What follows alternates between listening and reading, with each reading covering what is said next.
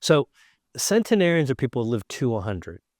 But it turns out that there's something called a super centenarian or a super ager. And these are people that live to 114, 115 years old. All right.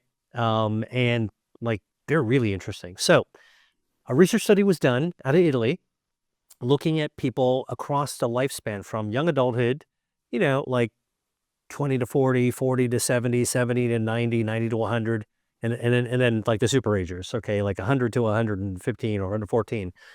And in today's technology, all right, like, believe me, I think that wearables are great. I think that, biohacking devices are quite amazing, but I think it's even more amazing that we can actually study the gut microbiome of like these super agers. Sure. So the question is there something in the gut microbiome in super agers, 100 and above, that pop out as important?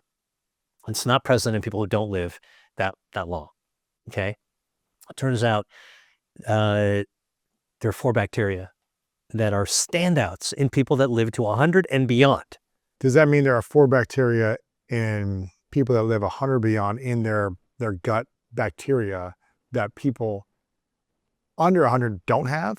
They have more of it. Gotcha. They have more of it. Like for them, it really stands out as a super big spike. Okay. These 4 bacteria, you want to hear about them? Yes. All right. They've got names that, one of the names you might have heard of, I think we talked about it my last time I was on a podcast, but there is 4 bacteria. One of them is called Odoribacter. Okay. Odoribacter? Odoribacter.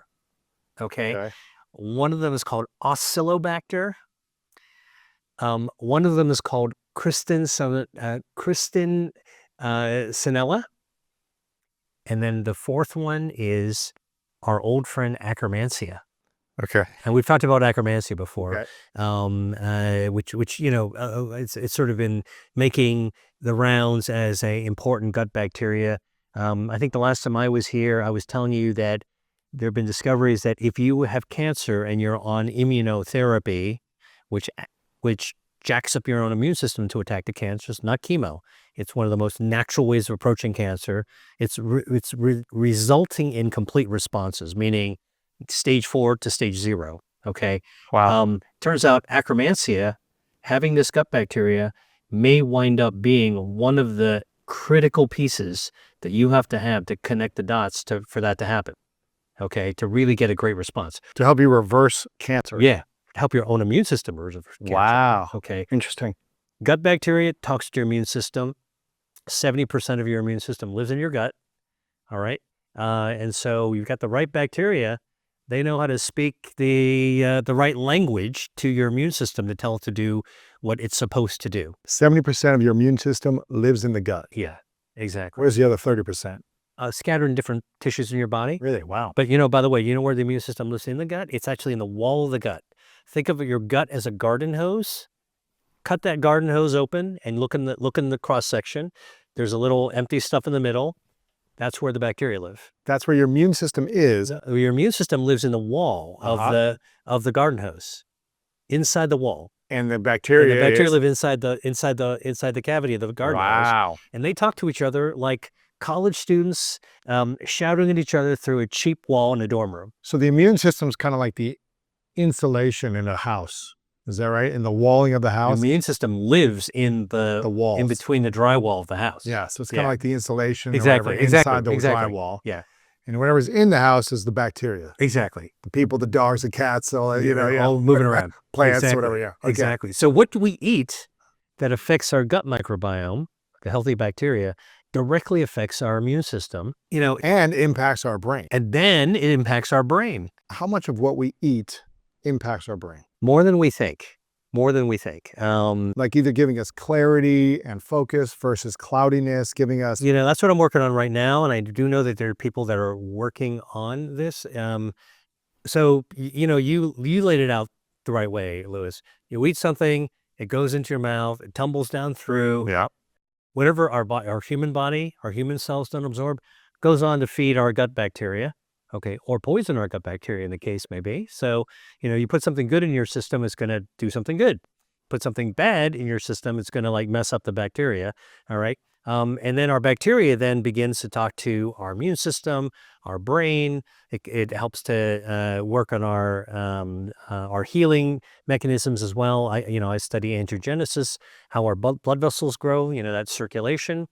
I've done research. There's one bacteria called Lactobacillus reuteri.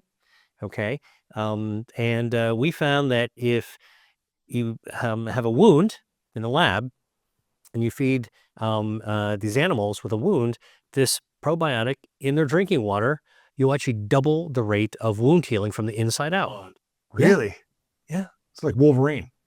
So you become Wolverine. Without the claws. So wait, there's a probiotic that you can drink as a human now also? Well, it's you can it's a Or a tablet or you can chew it. Yeah. Chew or swallow it? Lactobacillus reuteri. So Lactobacillus reuteri, by the way, is an amazing bacteria because it's normally in the gut. It's a healthy gut bacteria. So, like we pulled it out and made it in something, but it's normally in the gut. Used to be present in everybody. After the 1930s and 40s, with the advent of antibiotics coming out, like it became, maybe it's there, maybe it's not surprisingly. Okay. And so a lot of people don't have it. But this bacteria lowers inflammation, improves your immune system. And by the way, we do know for a fact, this is one bacteria that text messages your brain to release a social hormone called oxytocin. Oxytocin is the social hormone that your brain releases when you are super happy to see somebody. Go to the airport to meet a friend or a relative you haven't seen for a long time. You give them a big hug. You feel great. Yes. Oxytocin. Wow. Oxytocin is what your brain releases when you have a kiss. I'm not talking about like peck on the cheek. I'm talking about Passionate kiss. Deep, passionate, like French kiss. Yes. Oxytocin. Oxytocin is also what your brain releases when you have an orgasm. Okay, so this is a very important brain hormone. This bacteria makes your brain release it. Okay, now. And this isn't a drug. This is just like this is like, I'm just telling you, probiotic. I'm telling you, this is a normal I'm telling you about the physiology, like how it normally works. Okay, by the way, moms would give her babies, this bacteria because, and this is like a crazy story, that normal gut bacteria at around 7 or 8 months of pregnancy, there'd be a signal sent to the gut. Hey, the cake's almost done. All right. Bun's almost ready to come out of the oven. Right. All right. And then these bacteria would hitch a ride on a blood cell. It's like calling an Uber. Send it to the baby. And then take the bacteria, your normal blood cells would take the bacteria, drop it off at the nipple, right? Uber. Okay. Destination. And then when the baby takes their first suckle, they get the rush of the bacteria. That's another way that moms actually give babies they get the injection of bacteria, including Lactobacillus reuteri, right? Okay. Now, this bacteria. So it's important to do breastfeeding then. Oh yeah, that's part of the reasons. Thank you for watching this video. If you want more inspiring clips like this, make sure to click right here to subscribe and click right here to watch that next video that is specific to support you in your life.